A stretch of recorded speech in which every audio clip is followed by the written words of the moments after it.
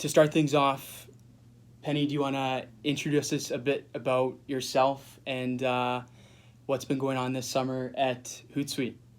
Sure. So I'm Penny Wilson. I'm the Chief Marketing Officer at Hootsuite. I've been here for about 4 years now, and before that, I sort of started my career in tech and IT. Spent 10 years in financial services, 7 years in 3D computer graphics, and I was CMO of Macromedia and CMO of Juniper Networks, and now I'm here at Hootsuite. And so lots of great things happening at Hootsuite. We're definitely quite busy with some big projects and some new brand refresh that we're rolling out this summer, so that's exciting. And I heard through the grapevine you guys just reached your 10th birthday last year. We did. Of last existence. November. It was 10 years. And what was that like for the team to celebrate just all across the board? Oh, it was great. We celebrated with our customers and our employees, and Ryan did a nice retrospective of his 10 years here and how he built the company and how his vision for the future. So it was fun. Awesome. Well, to bring in the LinkedIn crowd, we're just going to have a conversation about the state of social media and company storytelling. But if you have time, feel free to drop a comment below. Let us know where you're chiming in from, but also feel free to ask a question to Penny while you have her here. To start things off, can you share the first thing that comes to mind when someone says social media is not for me or our company? What's the first inclination that kind of jumps to mind with your role in understanding where the future of social is going? Well, I would find that quite surprising Yeah. in today's world, because half of the world's population is using social, and 1 million people come on social every single day. So I think the future, and particularly for millennials or Gen X or Alpha generation, whatever the next generation is, it's a very important communication mechanism that you really can't live without from a business perspective. I think it provides you an opportunity, whether you're a small business or you're a large business, to really build your brand, to build your business, and to really engage with your customers at a very different level. And the, I guess, opportunity for transparency and even just authentically developing a relationship with your customers, is the approach to that different for each social channels, or is there kind of a bread and butter recipe where you'd say brands can approach a relationship on social and in one way across the board? No, I think it's different for many networks and for people, right? So people choose where they want to be on social, and you have to be able to be there with them. So it's really the customer's choice of what channels that they want to use, and how effective you can be is dependent on being effective in that channel. And at Hootsuite, I always hear, especially the younger demographic, speaking positively about the brand. I'm curious, what does that employee advocacy piece look like at Hootsuite? And if someone, that's an intern or has only been there a couple of years, how do they contribute to the larger brainstorming that goes on within the company? Right. Well, that's a really good question. So from a brand perspective, people get immersed.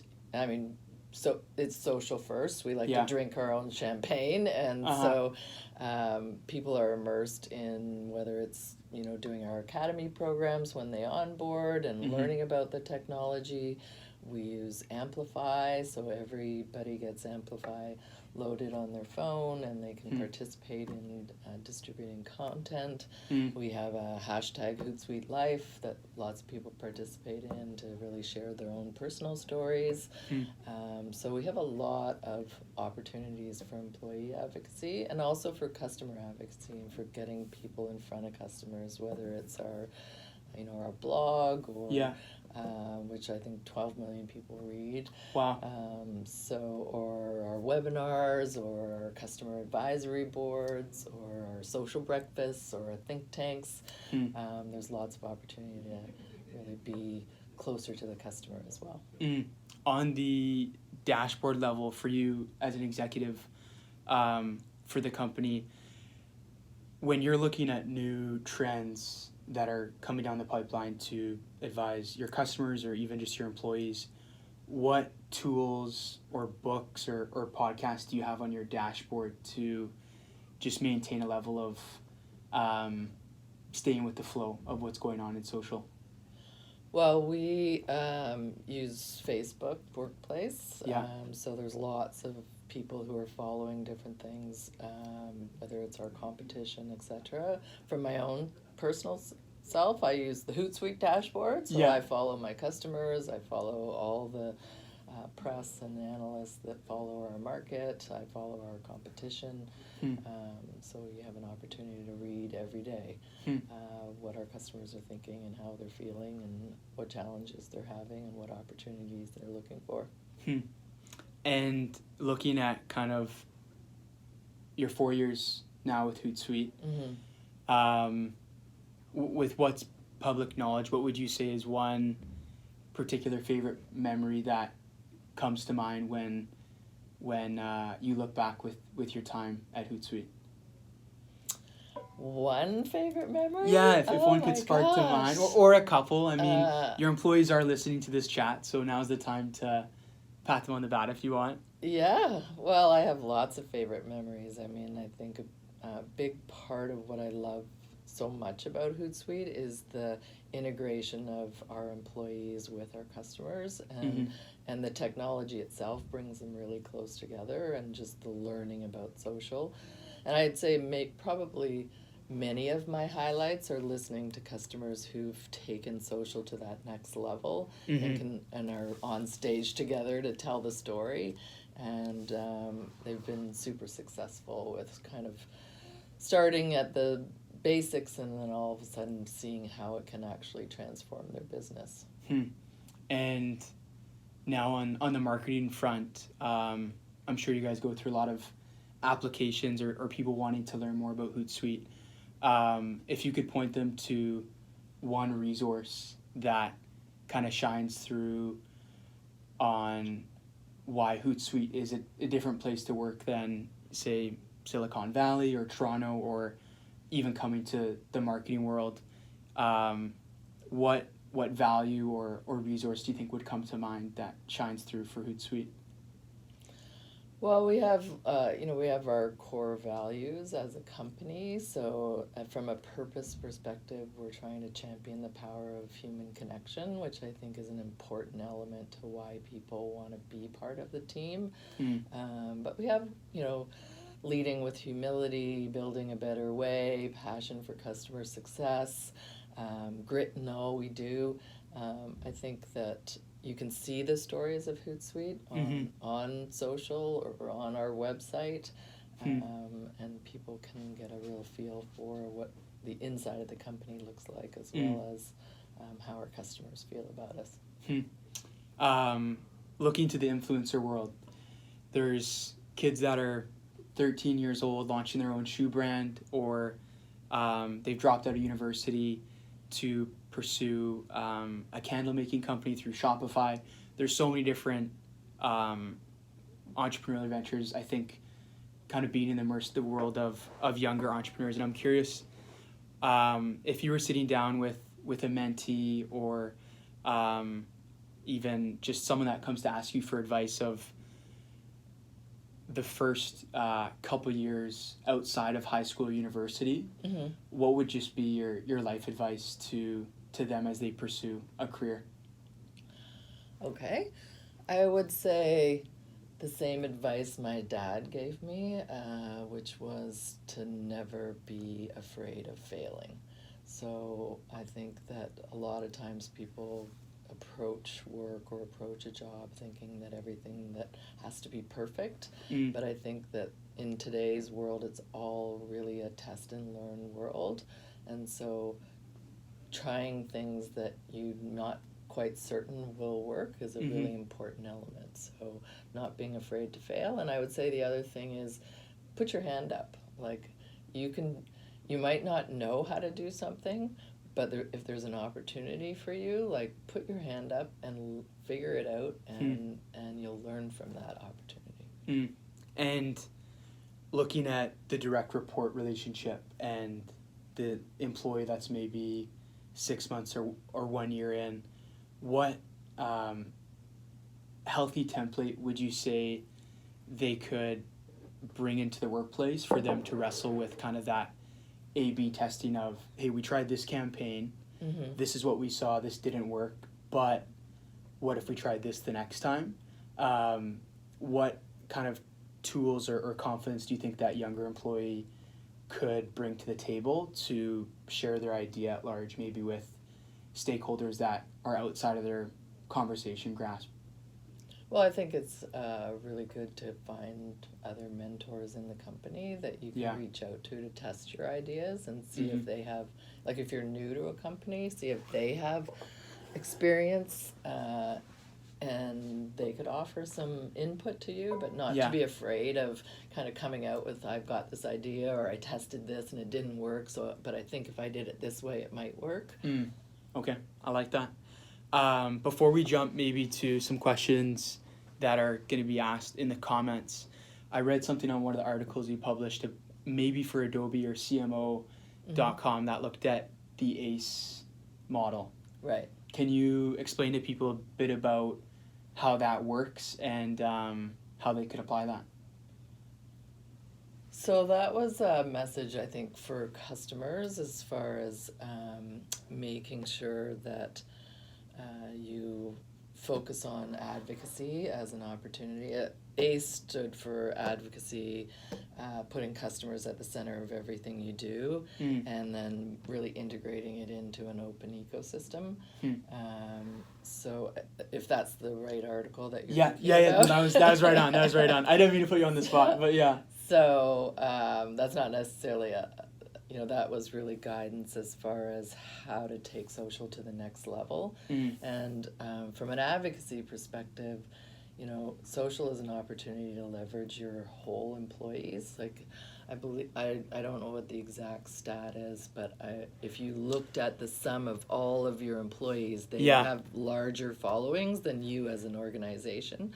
So leveraging that opportunity to use your employee voice and to get employees in front of customers more often. For sure. I think I wrote it down because it stuck with me. Correct me if I'm wrong, but I think the article outlined 61% of people view employees as the best advocates of their brands rather than a journalist or an analyst or a podcast. And I think when you look at Hootsuite, over 1,000 employees, if 61% of them were to post about a job opening or a new product launch, that would be 61% of a gauge, I guess, for how much people would believe them over the general public. Right. Or the more scary part, over the industry analysts and the press. That's right. Yeah, that's right. That's right. Yeah. And then the C and the E, did you want to touch on those as well, or those are pretty self-explanatory to... Yeah, that's about putting customers at the center of everything you do. It's important to let customers help drive your direction. And so making sure that their input feeds into your company's strategy and how you can build your brand and how you can build your products is super important. And then the other one was from an ecosystem perspective, just making sure that, it's a bit like social really should be something that's integrated into every role in the company. So whether it's whether you're in sales, you're in marketing, you're in support, or it really is a fundamental digital skill for the next century. Yeah. And, I think there was a question around, it should be even built into every university program. Yeah.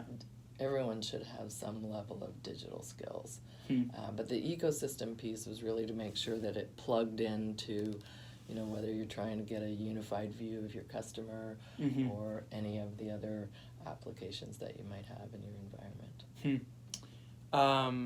Looking to now the customers that you guys have, I think is it over 800 or 900 of the Fortune 1000s are under Hootsuite or working in some capacity?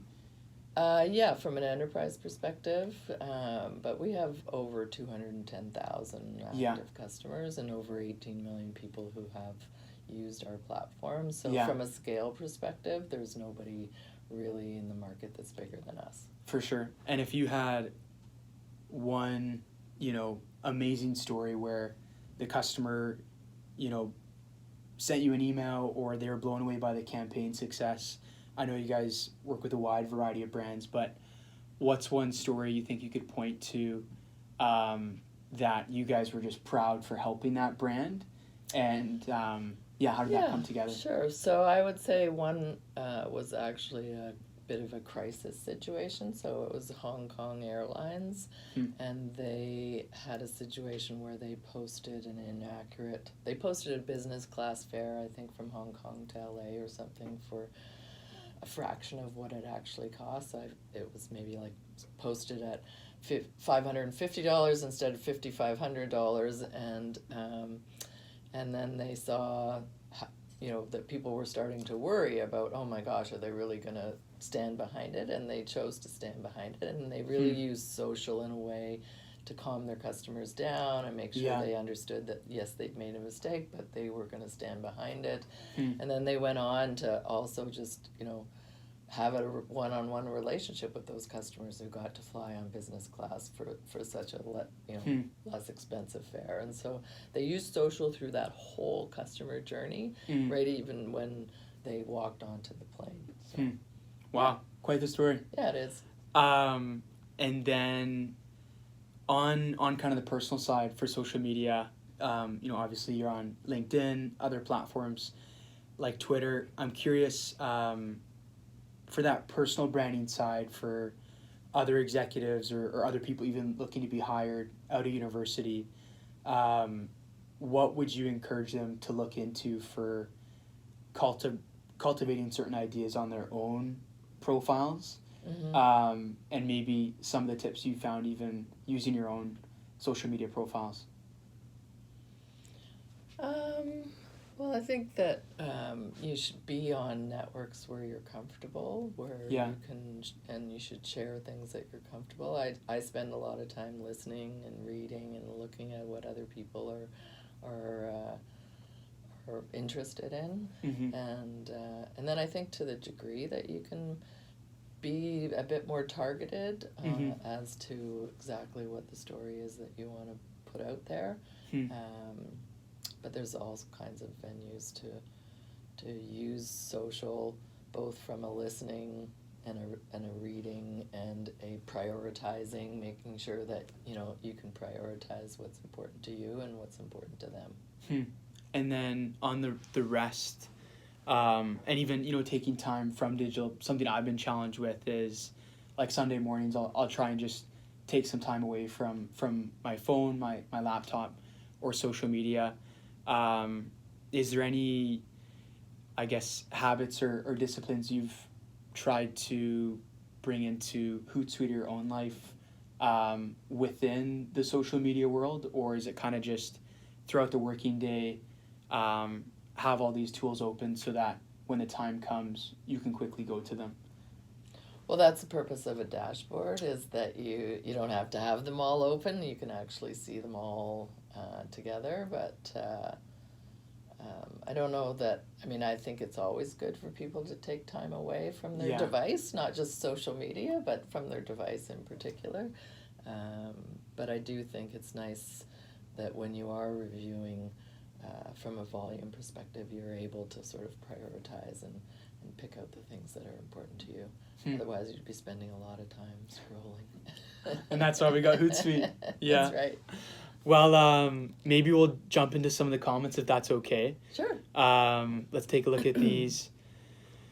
One from Adam Schellenberg. Do you think influencers are a trend, or is this a new sustainable reality for advertisers? within companies? Well, I think that, it depends on the influencer and the authenticity of that influencer. Mm-hmm. I think micro influencers are more of a trend than the broader ones that aren't necessarily seen as,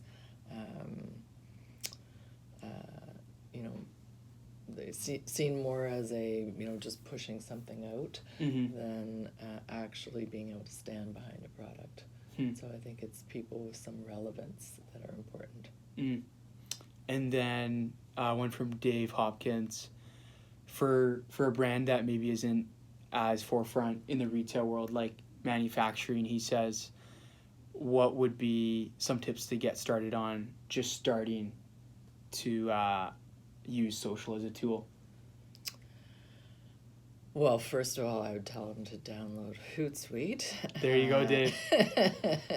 And then I would say, it's important for anybody to understand who their customers are and where they are. Mm-hmm. I wouldn't try to be everything to everyone on social media, but finding out where your customers are. And then, again, it's really a test and learn kind of environment where you can get out there and test the opportunity to share some content with them and see if it resonates. Mm-hmm. And then just to finish up now, where would you say people could learn more about you on your social channels? And then secondly, how can they keep in touch with Hootsuite's programs or things that they're doing within the community? Well, they can follow us on it pretty much any channel. There you go. They can certainly reach out to me. I use Twitter, LinkedIn, and Instagram primarily. And off our website, we have all of the information on how to contact Hootsuite. Perfect. Yeah. Okay. Well, Awesome. Thanks so much, everyone, for tuning in. A big thank you to Penny for wanting to spend time sharing your advice with people out there in the world of digital. Feel free to give Hootsuite and Penny a follow just to stay in touch with what they're working on. And thanks again for tuning in. Thank you, Joel. Okay.